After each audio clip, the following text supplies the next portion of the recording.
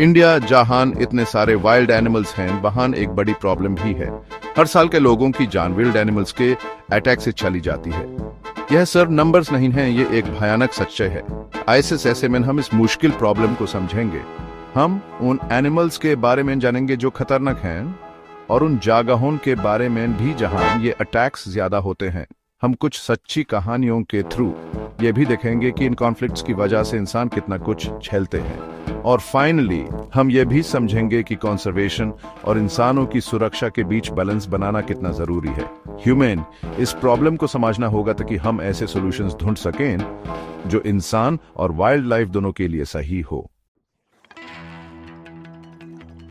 कौन से एनिमल सबसे ज्यादा खतरनाक हैं? जवाब आपको हैरान कर सकता है। सबसे ज्यादा मौत का कारण मैजेस्टिक टिगर या बड़ा सा एलिफेंट नहीं है। स्नेक्स सबसे खतरनाक हैं। यह ज्यादातर रूरल एरियाज में डेथ्स के लिए जिम्मेदार हैं। एलिफेंट्स, जिनको अक्सर जेंटल जायंट्स समझा जाता है, खतरा महसूस होने पर खतरनाक हो सकते हैं, जिससे कई दर्दनाक हादसे होते हैं। टाइगर्स और लेपर्ड्स भले ही कम संख्या में हों, लेकिन खतरा पैदा करते हैं, खासकर उन इलाकों में जहां उनका हैबिटेट इंसानी बस्तियों के पास होता है। इंडिया के कुछ हिस्सों में ह्यूमन वाइल्ड लाइफ कॉन्फ्लिक्ट ज्यादा होता है।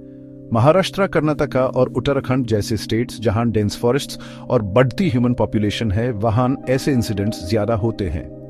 कर्नाटका के एक टाइगर रिजर्व के किनारे एक छोटे से विलेज का एग्जाम्पल लेते हैं। लकड़ी इकट्ठा कर रही एक महिला को टाइगर ने मार डाला, जिससे पूरा कम्युनिटी डर गया। यह इंसिडेंट उन लोगों के लिए एक गंभीर चेतावनी है जो वाइल्ड लाइफ के पास रहते हैं। सॉल्यूशंस ढूंढना बहुत जरूरी है। इंडेंजर्ड स्पीशीज को बचाने के लिए कंजर्वेशन एफर्ट्स जरूरी हैं, लेकिन साथ ही ह्यूमन वाइल्ड लाइफ कॉन्फ्लिक्ट को कम करने के उपाय भी करने होंगे।